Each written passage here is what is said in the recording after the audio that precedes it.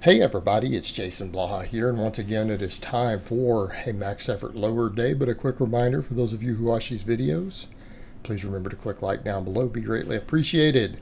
So, like all the other max effort stuff, this went really good today.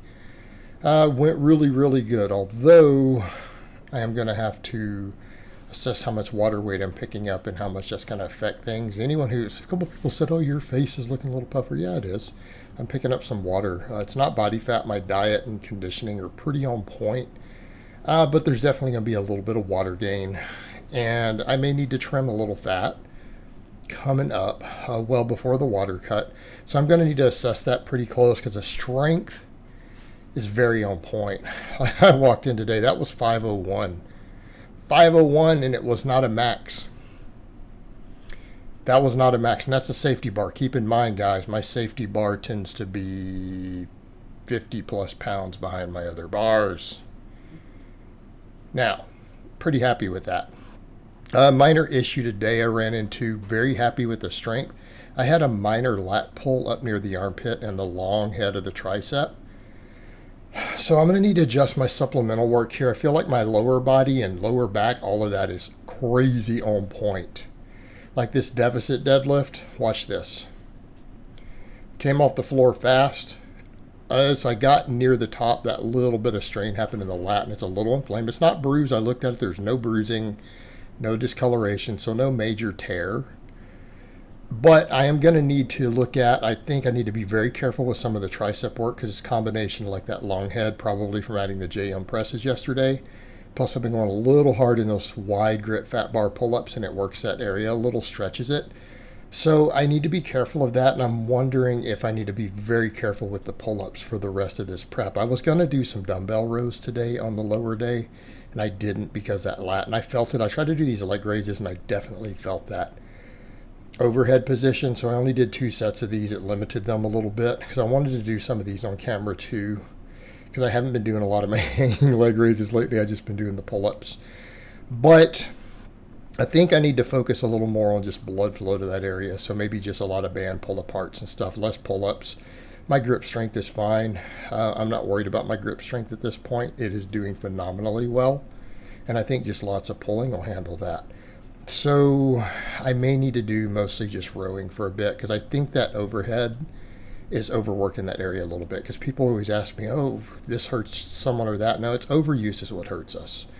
And I'm kind of getting a warning sign when I get a little minor pull in that part of my lat, and I'm like, that's the area that gets really stretched on those pull-ups. Okay, a little indication of some potential overuse starting there. So what I need to do is focus on blood flow to the area, and I need to just toughen up my lats and upper back.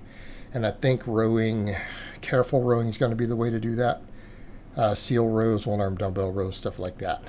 I feel like right now, the upper body at this point is what's going to limit my deadlift, right? The lower body is on point. That pull was fast off the floor. But what's going to happen if I pull over 600 and I pull a lat and comp? So it's something to be aware of. And I think the rowing in general helps better with maintaining that tightness that we want because of the positions. So I may push for a little more rowing for a while. Let that area heal up and don't stretch it in a stretch position anymore. I think that's what I need to be careful of, because I am noticing it's right where that lat and then that long head of the tricep feels a little inflamed on that left. It's the left side, by the way. Left side. So just need to be aware of it.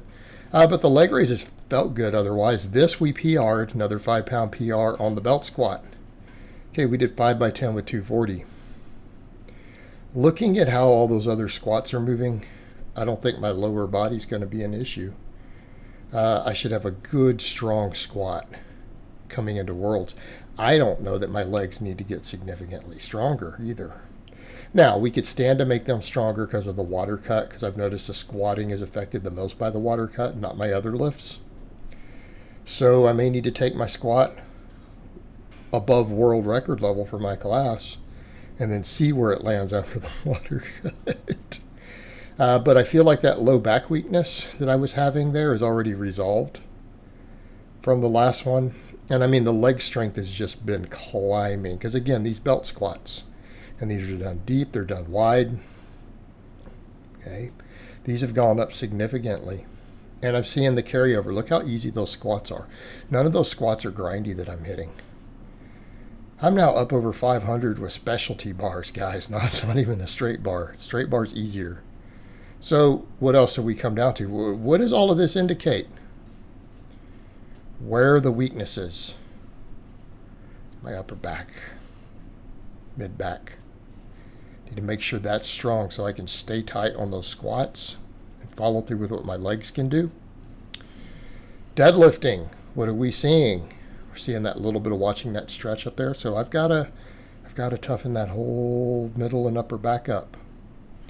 What about benching? It's going to build my bench now. Triceps and that whole middle and upper back. And everyone goes, but your back is massive. I know my back is massive. But guys, I'm going to be honest. It's just genetics. I'm going to be honest here with you guys. People are like, what's your magic secret? Yeah, I do a lot of back training. Guys, it's genetics. I've always had a freakish back. I could pull all lat workout right now for a year straight. And I'd probably have bigger lats than 95% of you out there. Okay? Of serious lifters. Guys who are lifting heavy. Some of you guys who can do strong weighted pull-ups. It wouldn't matter. Shit, that part's genetic. That's not good for my marketing. I need to just say, oh guys, I have all the secrets. But I mean, I do have the secrets with it. I do know how to build people's backs thick, including my own. I maximize on those genetics. But it would be big if I quit doing all rows and pull-ups. It'd still be big. Deadlifts alone would keep it big. But we're PRing on all the lower body stuff. These weren't bad today. I didn't try to PR. I just stopped at my 5x10 because I decided we're going to keep going hard on those reverse hypers.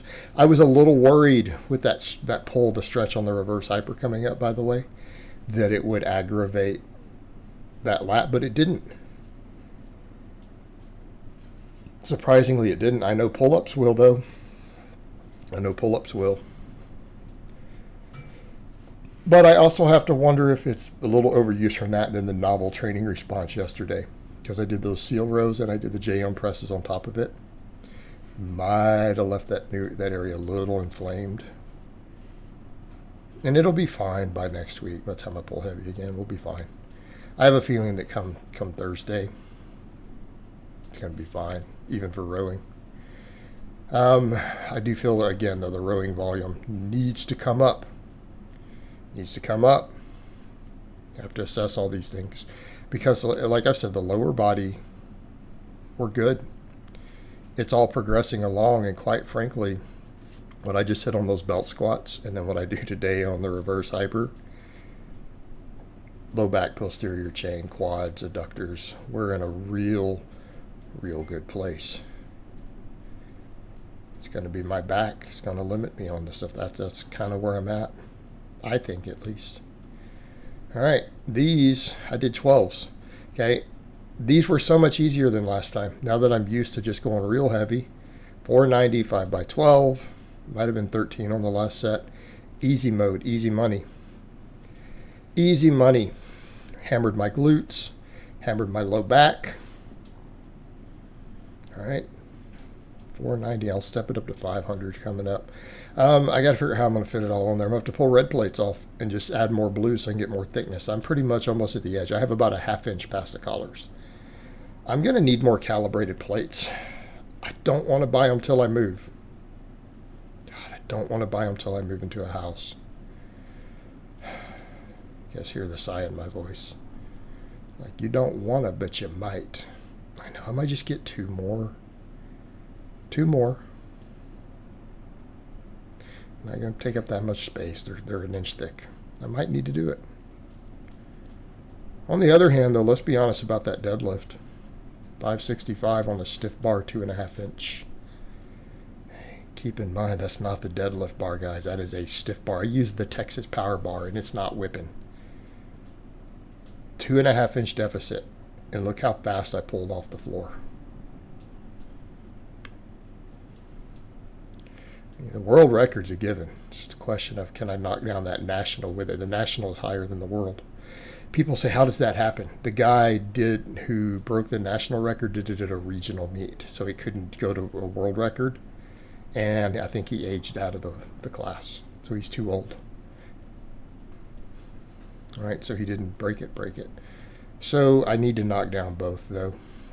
Realistically, I need to get both to remove all doubt, so people can't say, oh, you're a cherry picker, you're going to deadlift, all that nonsense.